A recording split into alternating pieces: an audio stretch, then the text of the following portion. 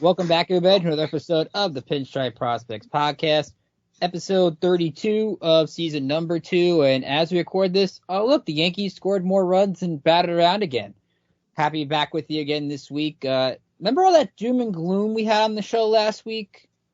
I don't know if maybe the Yankees caught that show, but maybe we sparked them to all these wins. As we record, the Yankees have won 6 games in a row. They're now in second place in the AL East.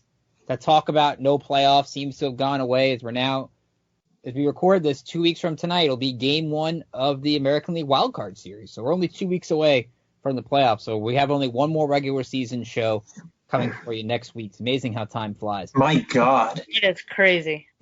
So we're going to talk about tonight's game against the Blue Jays. Deivi Garcia pitches well again. The offense does great things. Urshela's back. Stanton's back. Judge coming back soon. So much to get into. We'll talk about the 4-game sweep of the Baltimore Orioles. We'll do 3 up and 3 middle.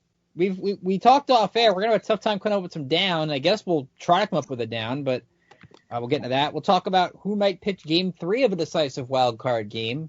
Nice debate there. And MLB announced their playoff schedule.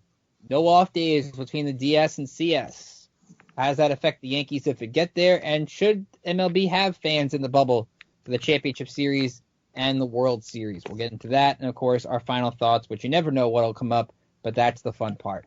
Remind you can follow us on Twitter at Pinstripe Pros. Like us on Facebook. Follow us on Instagram. Be sure to subscribe to the podcast on iTunes. We want to hear from you, what you like, what you don't like, what you want us to talk about as we head toward the postseason. And you can subscribe wherever you get your podcast or email me, rickjkeeler@gmail.com. We'll get into how you could be get a dugout membership program later on in the show.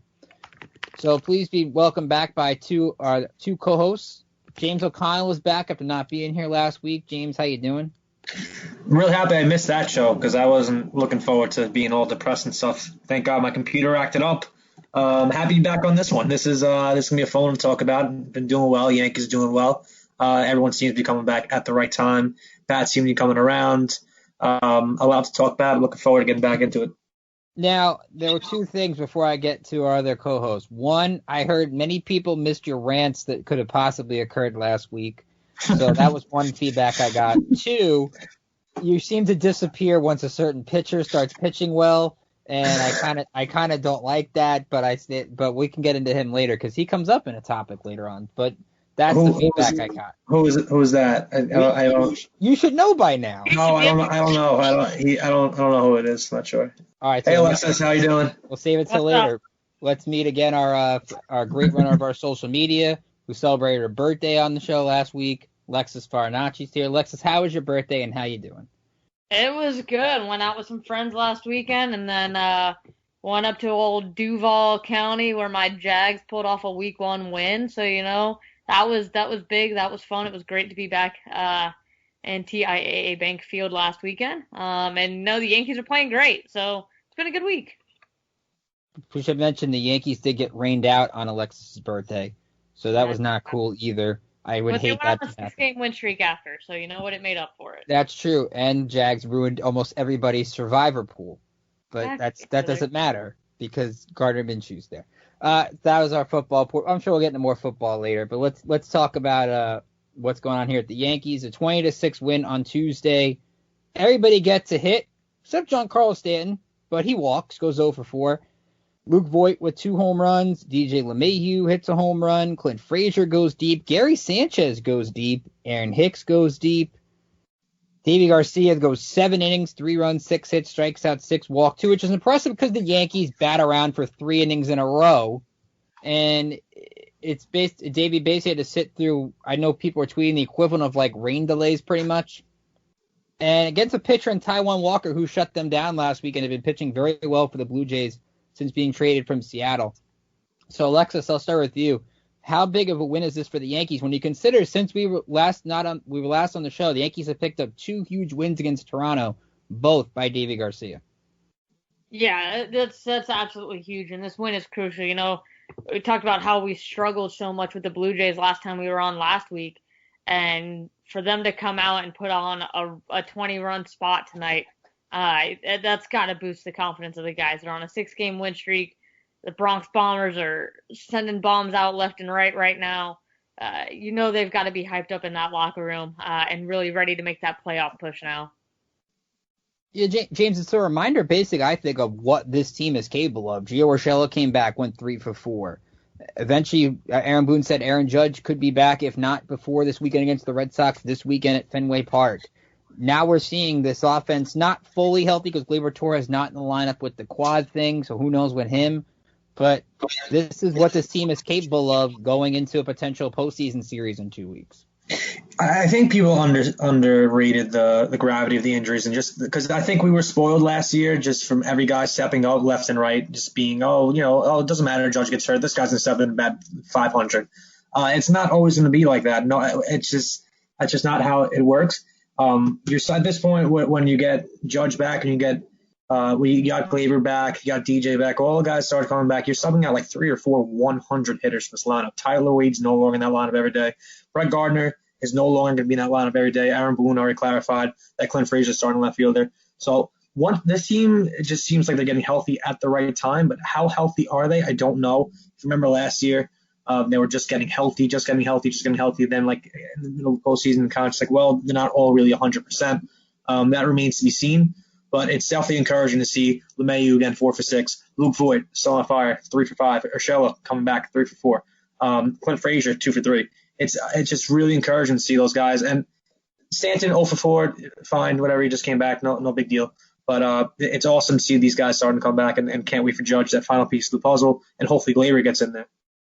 I mean, this team, for the most part, I think this is the roster you're going to get. I mean, Judge will be back, and we've had some clarity from Aaron Boone that James Paxton still hasn't thrown, so you'd have to assume James Paxton is not going to play a part in this team unless either they advance further, or if he does, he'll be in the bullpen. This is basically, Alexis, the roster you're getting, and that's a big confidence boost for Frazier that he's going to be in the outfield even when Judge comes back. Now you have makings of a really strong outfield that Frazier's going to get to play the bulk of the time. Yeah, and I think, congratulations to Frazier. Even Boone saying that he's got that starting role now. He's worked so hard for it and has been trying to get to where he is now for years. So, congrats to that kid. He's swinging a phenomenal bat. He deserves to be in that lineup. And I think if we can continue swinging the way we are, putting up runs, and the guys really clicking on all cylinders, this is going to be an exciting team to watch in playoffs. And lost in the shuffle of all the offense, again, I mentioned Deivi Garcia, another strong outing, continues to be that pitcher we all talk Clark Schmidt, and rightfully so from all the hype that he had going into summer camp. But Deivi Garcia's come up, and in his 4 starts, looked pretty good in all of them, except outside of that Baltimore game where he only went 4 2/3 innings. But for the most part, he has been Mr. Reliable, and you'd have to think, and we'll get into this conversation a little bit later, James, that he is in that postseason rotation conversation. I mean, in my opinion, he's the Game 3 starter. That's not taking away anything from Davey here, but they really don't have a choice otherwise, in my opinion. You guys know how I feel about J-Hap, but that's going to be a fun discussion with the postseason rotation, because I think you have some discussions to be had. Do you trust the rookie in Game 3 of the playoffs? Do you go with J-Hat? I don't know, but that's a discussion we'll have later. Yeah, that's going to be an interesting conversation, but at least what Garcia is doing is making it tough on the coaching staff to make that decision when it comes to it. He's got 2 starts left. I mean, I come from the mindset, and we'll get into it later, like, just keep throwing the way you're throwing, but if he pitches well, I'm guessing one of them against the Red Sox, and then one would probably be against the Marlins. I mean, there's no reason why Davey couldn't have 2 more good starts back-to-back, but with Alexis with the fastball continuing to go up in velocity, the off-speed pitches are nasty, and this was really a first big test for him in terms of facing a team he's already faced that has the book on him, and he continues to deliver even in that situation. Yeah, I think he's looked really good. He just keeps the batters guessing, and you said it, for the second time facing the Blue Jays. And the past couple weeks, I think to come out and perform like that earned him a spot in that starting rotation during playoffs. I think he's been lights out in the past few starts that we've seen him. He's looked great overall. I think that's, to your point, I think that's what I was waiting to see most. Because Deivi Garcia's fastball, it just doesn't impress me. I don't know why I don't feel a sense of confidence when he's on the mound just the way, but he's been delivering for sure. But there was definitely thoughts in the back of my head that once, that team that faces him twice, like how is that going to go after seeing him, already once? So that's a major positive there. He's deceptive. He's got good stuff. So I'm almost about bought into the Deivi Garcia train. You got up to 93-94 on the gun in the seventh inning when you struck out Kevin Biggio. So good to see at least the velocity gets higher as his pitch count progresses. That's always a good sign for a pitcher, and Garcia continues to be that, dare I say, not stopper, but in this case, continuation, because the Yankees, you talk about how critical a series this was last week against the Orioles, and, well, they delivered, dominating the doubleheader on Friday. Jordan Montgomery pitched great on Saturday against the Orioles. They were able to win the game late, and then Sunday win the game late with a Gleyber Torres pinch hit to win the ball game. We can get into what Aroldis Chapman had to get a mound visit for. That's a different story. But all in all, James, I'll start with you. What did you take away from that Orioles sweep? As weird as it's going to sound, as pathetic as this would sound, it was kind of a statement series. It really was not looking good overall this season. It just felt terrible. Like you didn't even want to turn the game on to watch them play. I think it was just more of a statement series. That's all I really took away from it. That these guys are coming back healthy soon. Gleyber started to hit. Voit continued to hit. Frazier continued to hit. Andor even looked pretty good in that series at the plate. But it just seemed like that group took an extra step or kicked into an extra gear when they realized just how important that series was, and that's an encouraging sign. So overall, I was encouraged. There's individual performances that we can get into, but I think overall as a team, they kicked into that another gear when they had to, because that was an enormous series.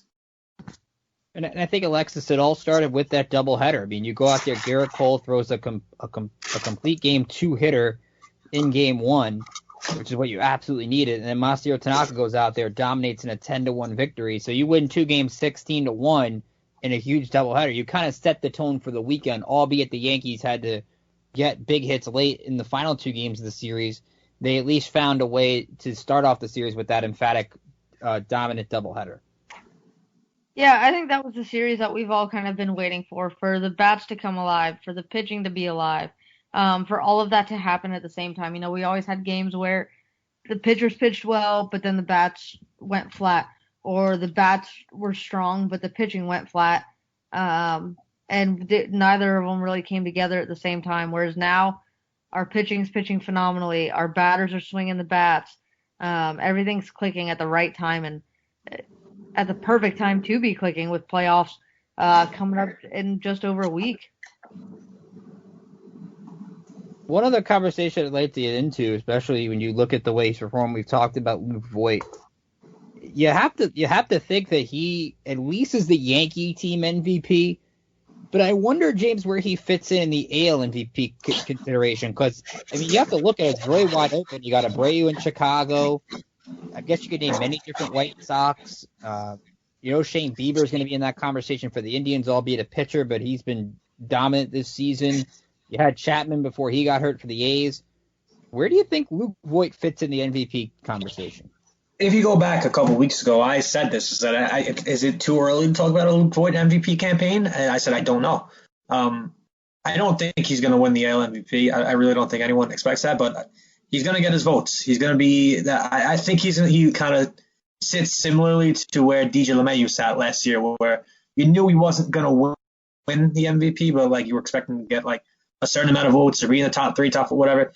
He's going to get his votes. He's earned it. He's played phenomenal baseball. His OPS is near 1,000, leading the league in home runs. He's going to have about 20 home runs this year in a 60-game season. That's absurd. I don't think he's going to win the MVP, but he's earned, I'm sure, a ton of votes. And that's really what it can't go understated how important he was to the team. Because you want to talk about stepping up. People like to tell themselves that Giancarlo Stanton stepped up in 2018 when they needed him. He batted 260, 250 during the time Judge was out in 2017. That was a myth. But you want to talk about stepping up, man. Luke Voit was everything this team needed, even though they were losing while he was doing it. But he's just been everything this team has needed. Yeah, Alexis, I'm looking at the position player war according to Baseball Reference, and the weird thing that I'm looking at, and this could all change, all 3 American League players on this list, 7 of the top 10 are National League players.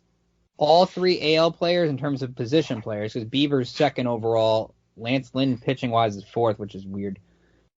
All 3 American League position players are Chicago White Sox. Abreu, Luis Robert, and Tim Anderson. So to me, and with Trout on a bad team, I don't think you get it to him again. I mean, Nelson Cruz has the home runs to match Voit away, but you're going to give it to basically a DH. The AL MVP conversation is going to get really interesting over these last 2 weeks of who's actually going. That's probably the best race in terms of the awards out of any. Yeah, for sure. And I think I agree with James that, no one expects it, but Voit is going to get his votes, and he could very well earn it. Nelson Cruz with the Twins swinging an absolute hot bat for them as well, with multiple home run games and some multi-home run games. But that conversation goes to, do you give the AL MVP to a full-time DH? Yeah, he's swinging his bat, but you got Voit, who's also playing well in the field, among others. So it's definitely going to be an interesting conversation that I think Voit definitely deserves to be a part of. I think what also gets lost in everybody coming back is not only Gio Urshela back, which is huge. You now basically eliminate rarely seeing an Estrada Wade middle infield, which did not work for the Yankees. Let's just be honest, it did not work at all. And you have LeMahieu playing third base. Now with Miguel Andujar and Mike Ford now at the alternate site, you now have in Loaizaga coming back as well. You basically have your whole bullpen back the way you want it. And we kind of saw it on Sunday, where Jay Happ goes 5 innings, throws a strong 5 innings, but you get Green, Ottavino, Britton, Chapman, Mixon, and Holder here or there, but we never know why Jonathan Holder gets those big outs if Boone gives them to him. But it's all about now that's your blueprint from Sunday. How do you win a playoff game? That's how you do it. Get 4 dominant innings from your bullpen. And that's going to be the blueprint for the Yankees in games not started by Garrett Cole, is find a way to get shutdown innings from the 6th inning, 7th inning, 8th inning, and 9th. And Sunday's game, thanks to the Torres hit, but the bullpen shut them down when they had to. Yeah, I think Jonathan Loaizaga is going to play a crucial role here. I don't know what that role exactly is going to be, because if you remember, he was kind of a 3-inning guy out of the bullpen. I don't know if they're going to give him a specific, 6th, 7th inning guy. He could be maybe the 6th and 7th inning. I don't know. But Loaizaga is going to be a big piece. I've always been a big believer in Loaizaga. His stuff is phenomenal. Huge to get him back, because his bullpen without Tommy Canley was, and they had a variety of other injuries. It didn't look as that, main piece of that main part of the team as kind of everyone thought it'd be. But hopefully getting Loaizaga back in the mix, we'll see some improvement here. I just think the blueprint for this bullpen, you got to find a way to get Adam Ottavino right, because that changes everything. Because now you could tell, I don't know if the Yankees trust Ottavino much in any situation. The playoffs didn't help it. This year, for the most part, hasn't helped it. If he gets right and you have a dominant Britton, a dominant Chapman, and Green continues to go back after a rough week a couple weeks ago, that's how you win games. Because now, and we'll get into it later with the postseason rules, if you get to that DS, you don't have a day off. You're playing 5 straight games. If you have to play the full 5, you're going to need everybody on point, because you can't manage some of those games like true playoff games, because you can't use guys 5 games in a row, because as we saw Boone the last 2 years, you overuse these bullpen guys, they're going to get hit and hit hard. I'm real worried about games not started by Garrett Cole and Masahiro Tanaka.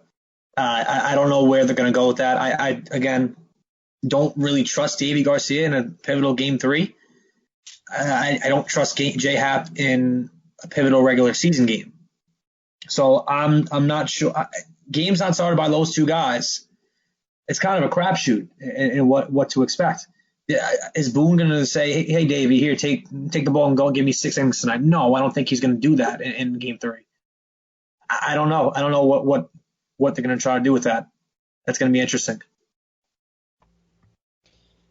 That's going to be a tough part of that conversation. We're going to get into those new postseason situation with the schedule, what's going on. I'll give you all that coming up in a little bit.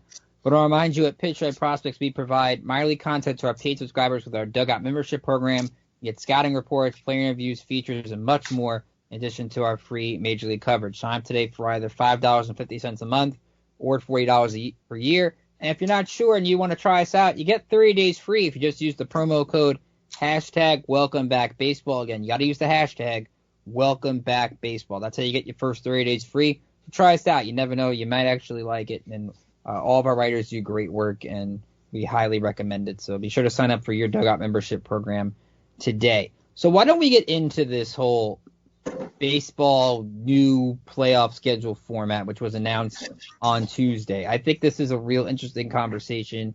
According to Aaron Boone, it came out of nowhere in the last week that this was coming up. So here's what is going on in terms of the MLB postseason. Your wild card games, at least for the American League, are September 29th to October 1st. So you're going to have Tuesday, Wednesday, Thursday. You're playing a whole best of 3. Now, the ALDS on October 5th, it's going to be in San Diego and Los Angeles. So you got your California pretty much gets your American League DS. Then you have your ALCS would be in San Diego, which would start October 11th. The World Series would be in Texas. Now, the division series would be the 1-8 and the 4-5 winners would play at Petco. The 2-7 winners would play in Dodger Stadium. And like I said, you're playing, like we said, straight through. So DS and CS, no days off. The World Series, you get your traditional day off after Game 2 and after Game 5. So 1, 2 off, 3, 4, 5 off, 6, 7. And I think this is really interesting on two fronts. One, September 28th, all eight series will be in action. How the heck are you going to play 8 games in one day? What if someone goes to extra innings? Then what? What if there's a 16-inning game? Then what? We get like you got to go find another stadium. You're driving around to play a pickup game. What are you going to do? Seriously.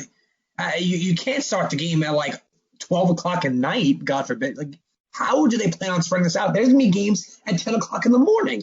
How are they going to do this? See, I don't know. I guess 10 o'clock. If they start the games at 10 o'clock in the morning Pacific time, like they can, you can get it in. I guess to some degree. I don't know how they plan on doing this. This is so stupid. How do you have 2 stadiums, 8 games playing? I don't know if they can do it, but I'm excited to find out. I'm mind-boggled. I guess, Alexis, you're going to have the weird situation where I think ESPN and ABC have the rights to these games. Are you guys going to have a case where one game's on ESPN and one game's on ABC at the exact same time? Because I feel like that's the only way you can go about this while drinking your morning cup of coffee watching a pivotal playoff game. Yeah, I mean, that might be the only option they have. Like James said, there's going to be some interesting times for these games, I mean, I guess we all wake up early for the Olympics and stay up late at night when those are out of the country, so why not get up early and stay up later than we usually do for some baseball? Because, that with the bubble scenario, that's what it's going to end up being, with multiple teams in the same location needing to play on the same day at the same time for the most part. So that's, I think, the usual wrinkle. I think what also, like we talked about earlier, I think this is big for the Yankees in a negative sense. Because if you don't have a day, we're just going to assume they get by the wild card game for the sake of this conversation. Because whoever they play, whether it's the Rays, whether they get to that 4-5 and they play the Twins or the Indians or the White Sox or whoever it is. Let's say they get to that DS. You've now taken kind of that wrinkle of how the Yankees built their team. They built their team for these short series to use their bullpen at will whenever they wanted. You don't have that luxury now, where remember, you're not going to use the guy 5 days in a row. It just doesn't. They don't have a Brandon Morrow on this team from years back in the Dodgers that I think pitched like every game of the World Series. You're not going to have that, because I don't think remember they say treat every game like a postseason game in the 60-game conversation. I don't think you can treat a postseason game like a postseason game, at least in games 1 and 2 of these DSs, because you have to have the long haul in mind of keeping guys somewhat healthy. And they're going to have, I think, from a 28-man roster and then a 12-man taxi squad that follows them around in case you get injuries or COVID or things of that nature. But I don't think for the Yankees' sake, in terms of looking at it from a competitive standpoint, that the 5-game no-day-off format, I think, hurts them more than helps them. But to the same degree, I think it hurts everyone. I don't think it's just like everyone's in the same boat here. Like even the Rays who rely on their pen, but they have great starting pitching. But I mean, I think does it hurt Cleveland? I think it helps Cleveland. It certainly does not hurt the Indians by any means, but they have been sliding slightly since the Clevenger trade, which has been interesting to see. If your starting pitching is great, then you're going to be in good shape. But if you have to rely on that bullpen, you're going to have trouble. And we kind of thought that was going to be the other way around at the beginning of the season. It's funny how this is working out, but I don't know how they're just making these guys play straight through. If anyone listening thinks that the New York Yankees are going to make it through, a 3-game series, a 5-game series, and a 7-game series, all consecutively without getting hurt, you are out of your mind. You're out of your mind. These guys get hurt starting at second base. So let's throw this. They have the day. If they get through the wild card game, they would not. Let's say it's a best of 3 and they play the full 3. They would have off 3 days before the start of the DS. But I get you. Okay, right. But granted, still, if them playing 5, if say it goes to 5, playing 5 days in a row, if you don't think someone important is getting hurt, you're out of your mind. Mm-hmm. I hate to think that way, but that's just how it works. It's a different playoff war of attrition, Alexis, in a sense where you have the injury factor for the Yankees, which has to get into consideration because it's the regular season they got hurt, and now you throw in the playoffs where it's a possibility and you only have X amount of players you can turn to. That has to get into the equation too, in the way Boone uses the lineup. Does he play guys for matchups now in certain games? I don't think that area of desperation is there, at least to start a playoff series, is what it would normally be.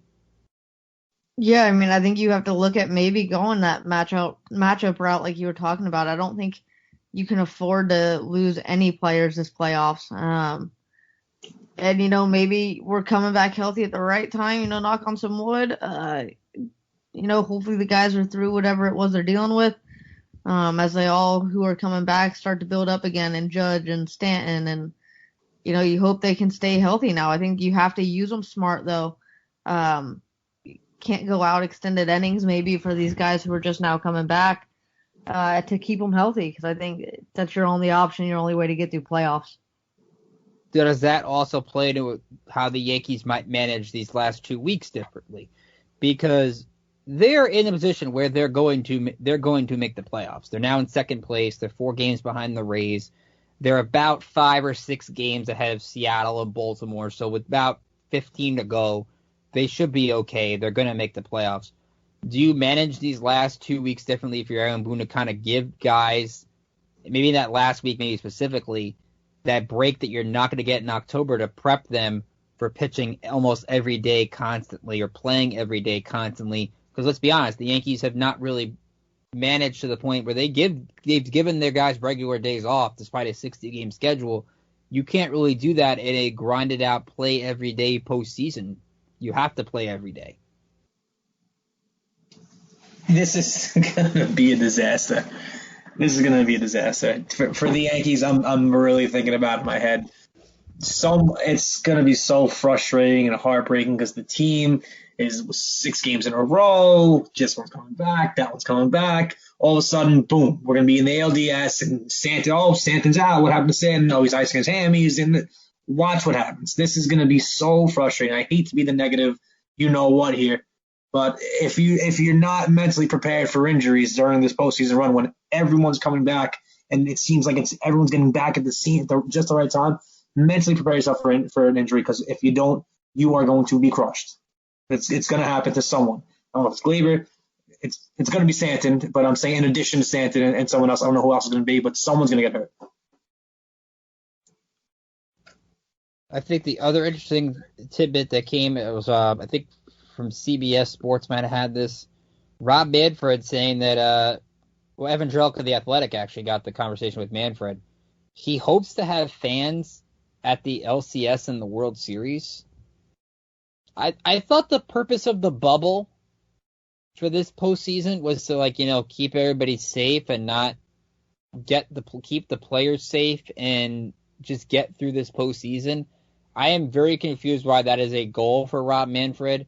Why can't we just finish this postseason and move on to just, all right, we'll examine fans in 2021. Maybe it's because you're seeing fans in football. You don't have fans at the NBA bubble or the NHL bubble. I don't get why we need fans at these baseball sites. I really don't.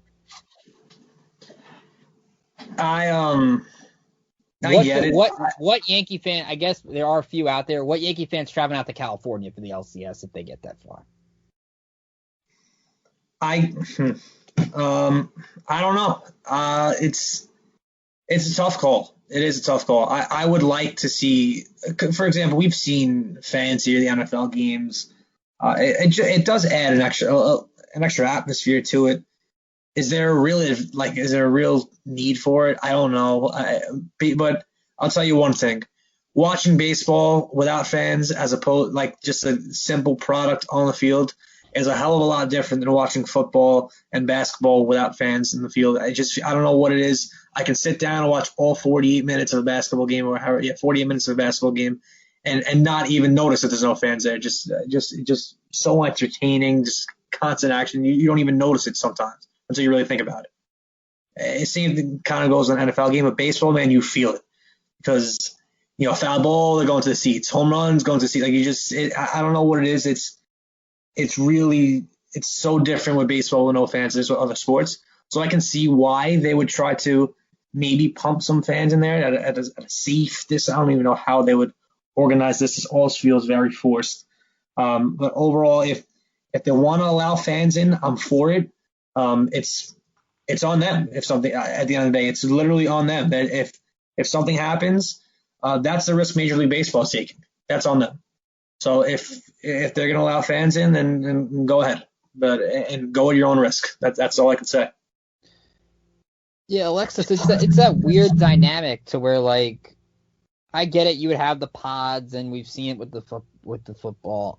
I didn't really think there was that desire to get fans in these ballparks, because while you could complain about the product that you've seen with the limited, I feel like the postseason, you've got the TV viewer. You've got the point of the bubble was to get the TV money so that you would complete the postseason on time. I never really, until recently with the conversation Manfred had with Evan Drelka, that they were even clamoring for fans to get into this postseason bubble. I thought it was just a foregone conclusion that we were just not going to have fans at all and just get through this season and worry about it later.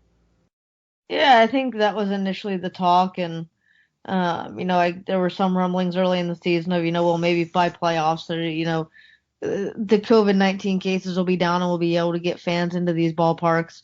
I think Manfred might see that in football teams are starting to do it, and I can say in Jacksonville it worked well for us this past weekend. The seating pods went well.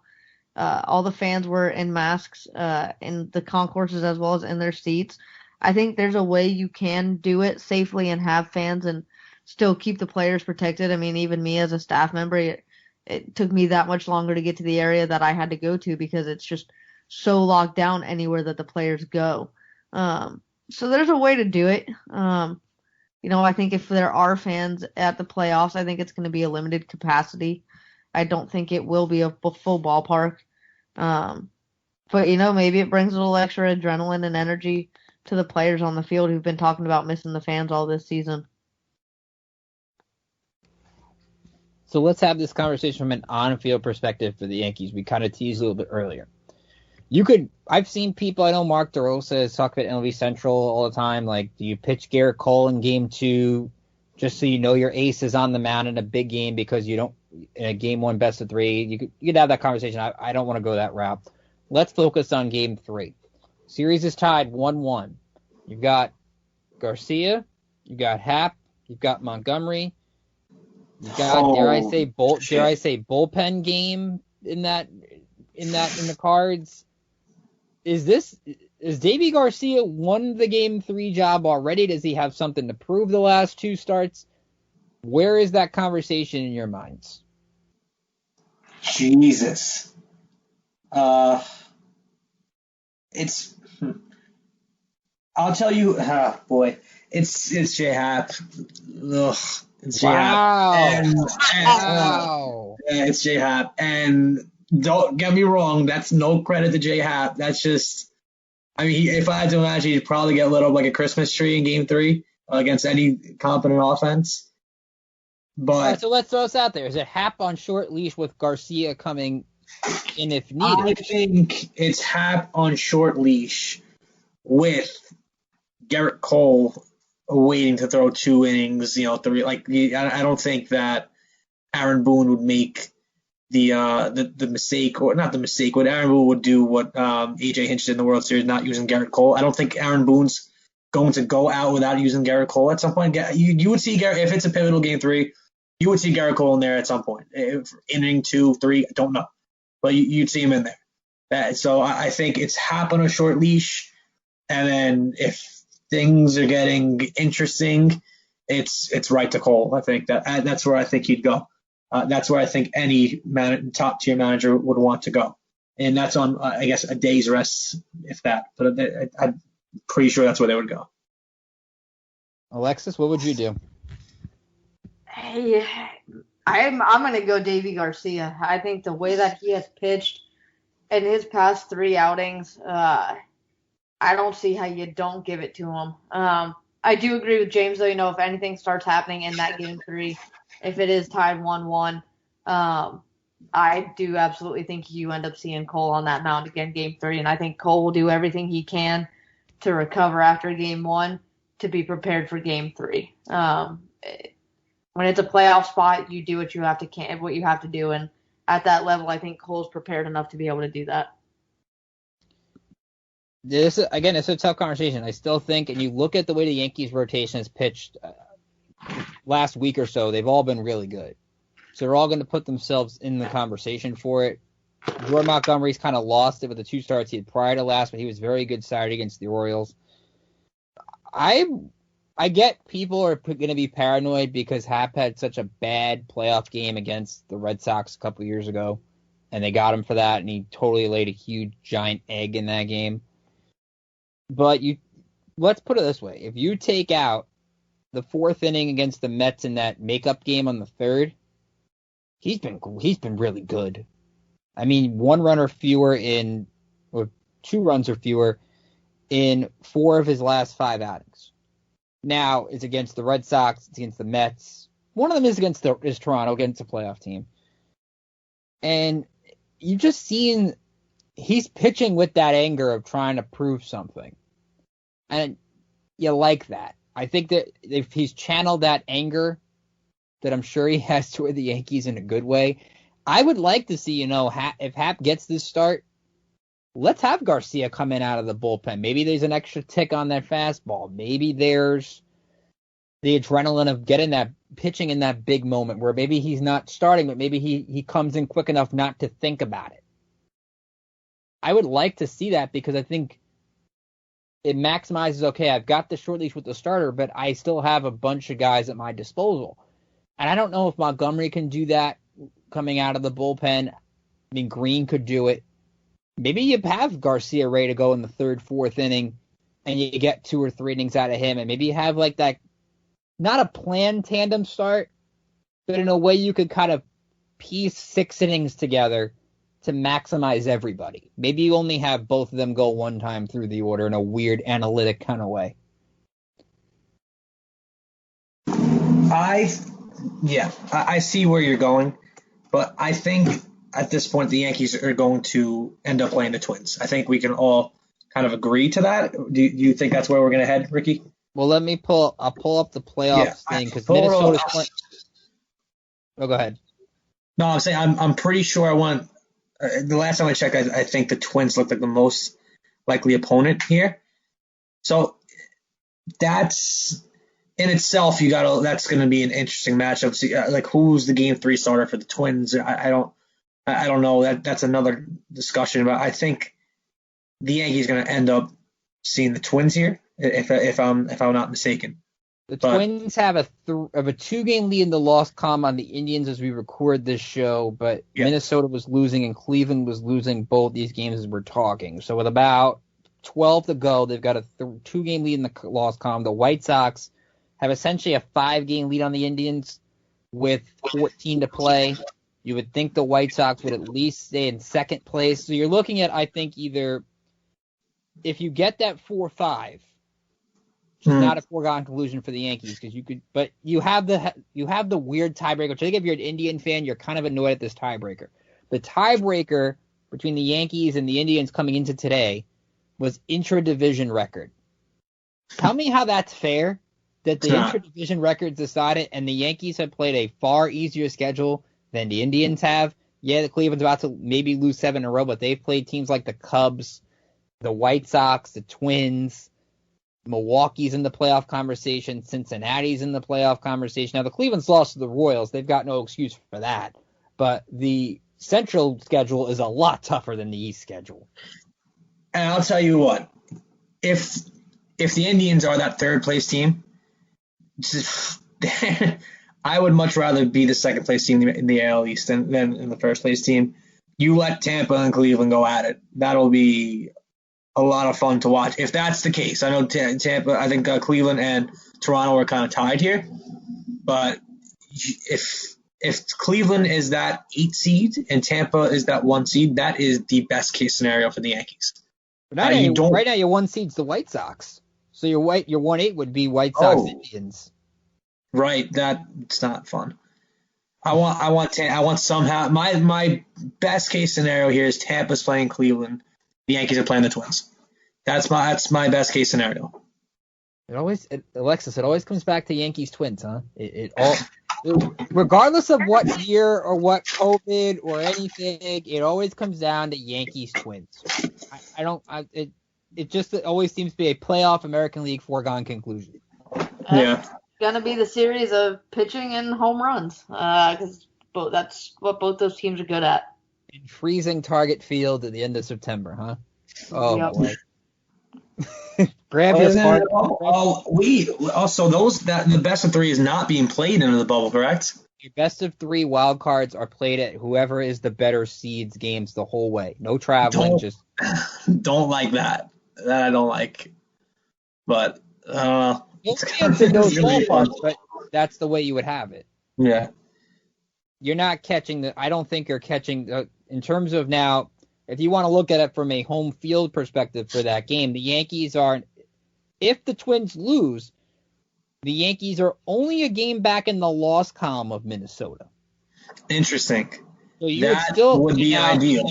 Let's play. We didn't plan this. Let's play Twins. Let's look at the Twins' final 12 games. I want to have some fun here. Mm-hmm. The Twins have Chicago White Sox for 2, Wrigley for 3. For the Cubs, 2 with the Tigers. And the red-hot Cincinnati Reds. And the Reds at home for 3, and Cincinnati's going to be playing for something, you would think. Because the NL wild card is going to be whoever finishes under 500 and has the better record makes the playoffs. But those are not easy games, and they have Darvish on Sunday Night Baseball, which is Twins-Cubs Sunday Night Baseball is going to be – that's a fun one. I think it's Barrios against Darvish. I might watch that. Barrios has been kind of a disappointment. Who's the Game 3 starter for the Twins then? Randy Dobnak. Randy Dobnak. Kenta Maeda is the Game 1 starter. He's been superb. Can you then you got a Barrios Game 2, and then you got a choice between Rich Hill and Randy Dobnak Game 3. Why not troll the Yankees and go Michael Pineda?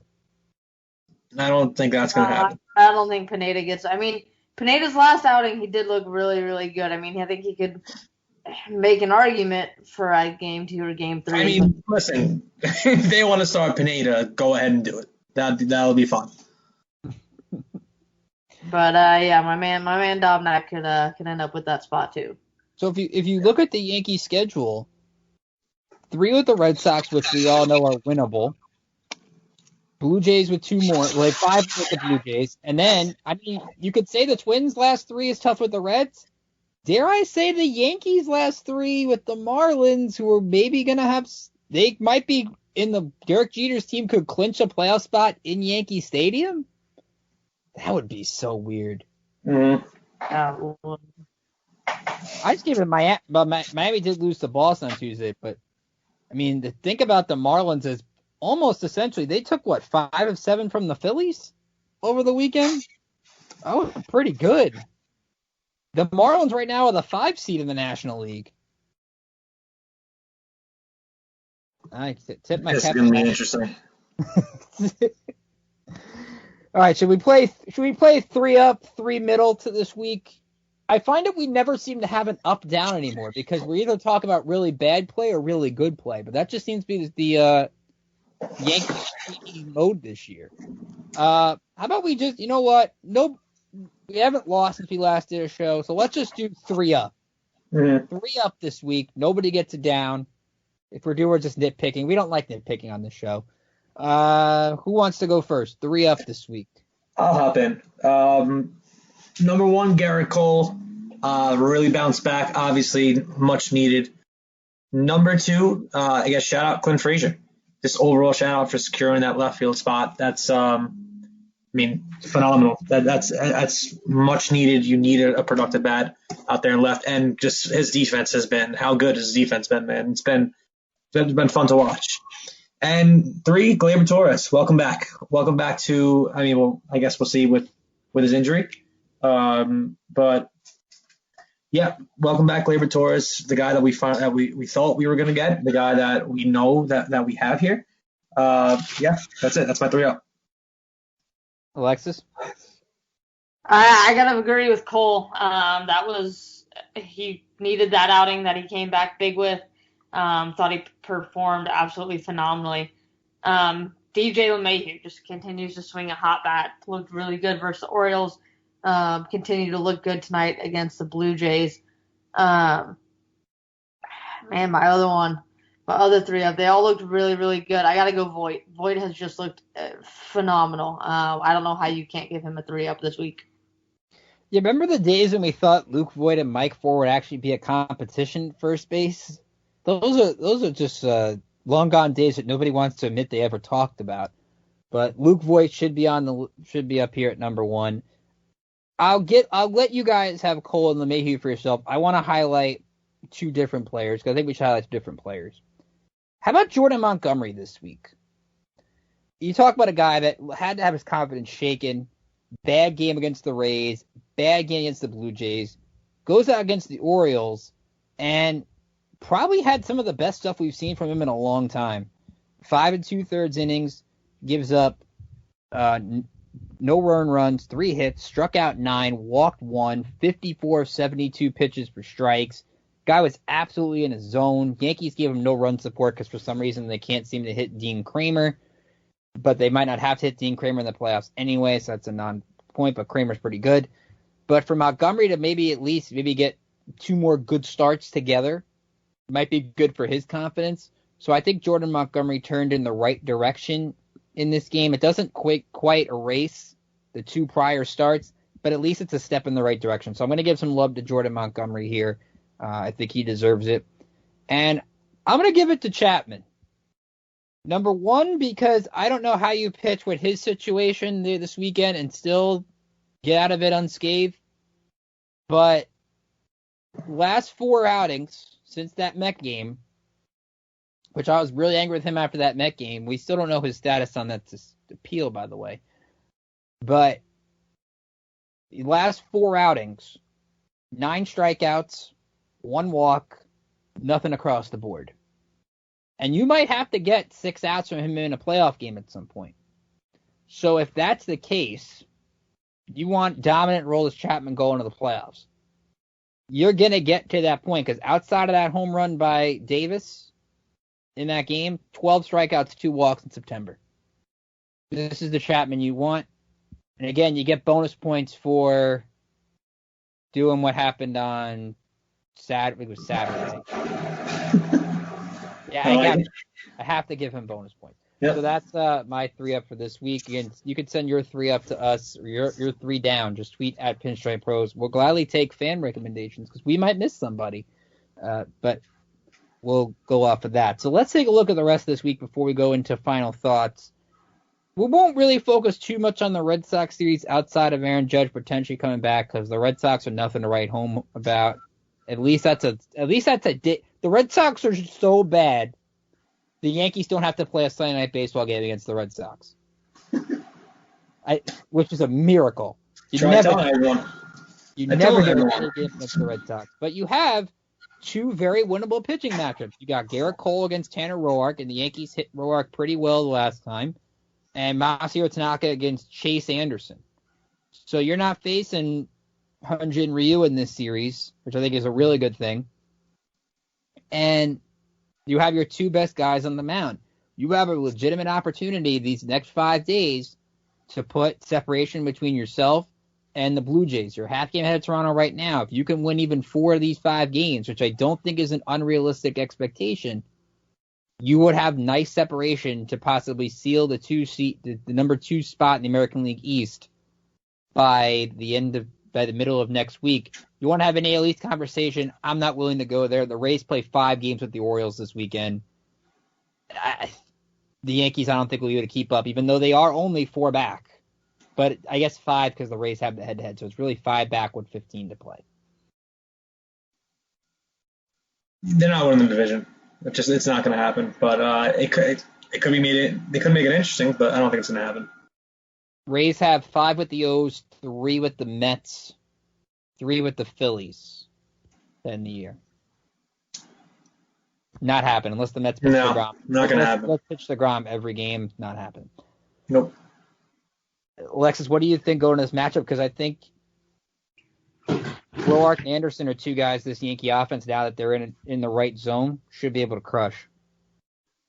Yeah, I think if the Yankees can keep swinging the bats the way they are, the way they looked against the Blue Jays tonight, the way they've looked against the Orioles, I think this is going to be a good series for the Yankees coming up against the Red Sox. I have to agree with James. I think it's a little too late to have hopes for that playoff or for the divisional win. Is it possible? Yes, but it's going to basically be the Yankees need to win out and the Rays need to lose out. I don't know that that's going to happen either of those ways over this next week. So I think we play the wild card spot, we get ourselves into playoffs, and we go on from there. But talking about this matchup against the Red Sox, I like it. I think it's for the Yankees to win. I think you now have 2 realistic goals in mind for the next 2 weeks. 1, clinch the second best record in the American League East. 2, you now have a realistic goal of hosting 3 games in the wild card game. And the Yankees are so good at home except against Tampa Bay. They seem to beat everybody else at home.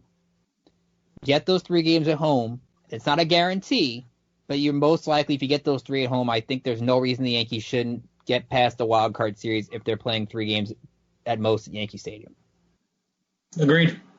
Absolutely agree.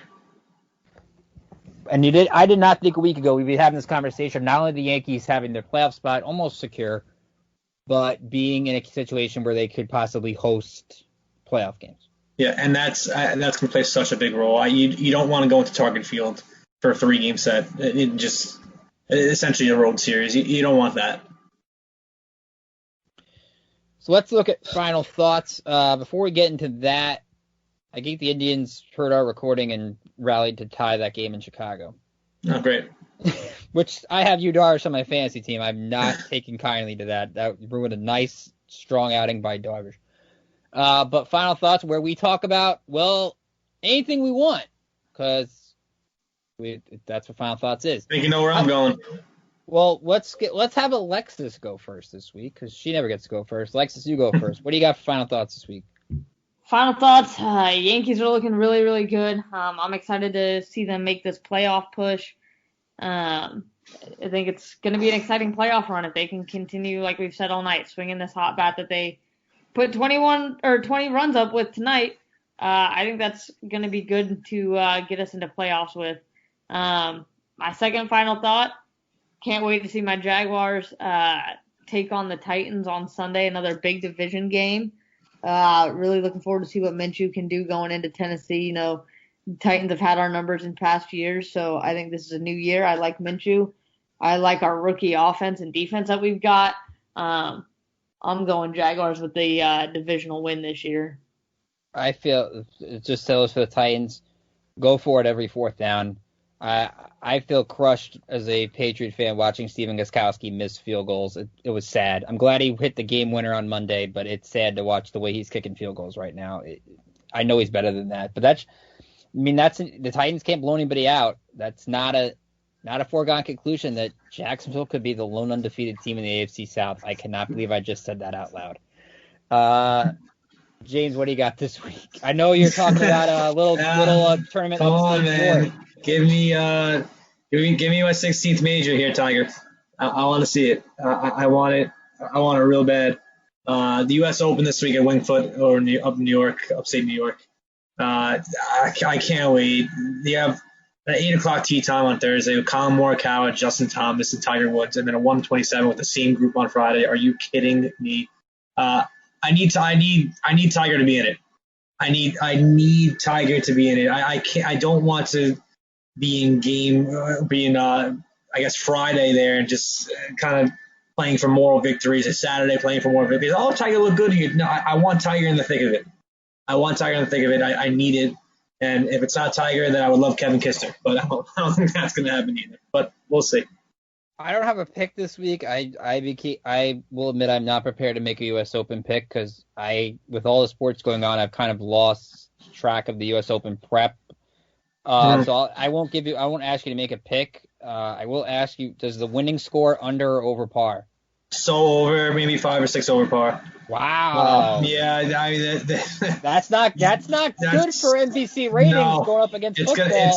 It's gonna be 5 or 6 over par. Or maybe it's over par. I don't. If you've seen the conditions of that golf course, if you've been following it anyway, it's ridiculous. If you don't hit in the fairway, you're screwed. In a 20-yard wide fairway, you are screwed. I never asked you this, by the way. How do you feel about Masters in November leading into LSU, Alabama, and leading into football? Morning Masters leading into NFL. I'm just honestly, it's not like I'm just happy. I'm just happy there's going to be a Masters. Really, that's all. You can't really take too many things for granted here. Just given the situation. But I will give you a pick, and I think it's going to be Matthew Wolff. I don't know why I have a feeling about Matthew Wolff, but yeah, we'll see. I'll give you 2 final thoughts. One non-baseball related. Let's start with that. Mm-hmm. Shout out to maybe I'm calling this early. Shout out to the Denver Nuggets on the verge of possibly 2 3-games-to-1 comebacks. And Clippers are just the same old Clippers. Way to ruin potentially the greatest series possible between the Clippers and Lakers. I'm sure the NBA is not too happy about that, but nevertheless, props to the Nuggets. From what I'm seeing here, they a 15-point lead with a few minutes to go. So I did not think the Clippers were going to blow this series, but apparently they did. So shout out to the Nuggets. I'm sure the Lakers will handle them pretty easily, but you never know. That's the weirdness of the NBA bubble. My conversation here about baseball, I want to take a look at the NL Cy Young race. Now, first off, Steve Cohen's going to buy the Mets. Good for them. A-Rod's not going to get it, but Steve Cohen probably going to spend a ton of money. I want to look at awards in general. How much do we put on a team that makes the playoffs? Jacob deGrom's had a great season. 4-1, 1.67 ERA as of right now. 79 strikeouts, 13 walks. I get it. He's probably the favorite to win a 3rd straight Cy Young, which is crazy. Now, the Mets are probably not making the playoffs. They're 6 games under 500. So how could Jacob deGrom... First off, it's weird the Mets have the best pitcher in baseball and can't even be a 500 team, but that's a different story. You have Trevor Bauer on a red team that at least is a half game out of the playoffs. Yes, they play in a weak division, but nevertheless they are. Bauer's 4-3 of the 1.71, has 4 more strikeouts than deGrom and 4 more innings. Yu Darvish has an ERA of 2, about 80 strikeouts, pretty much where deGrom is with only 11 walks. as of coming in tonight. I think he walked like 1 or 2 in this game, so make it like 13. Max Fried, 6-0 on a division-leading Brave team.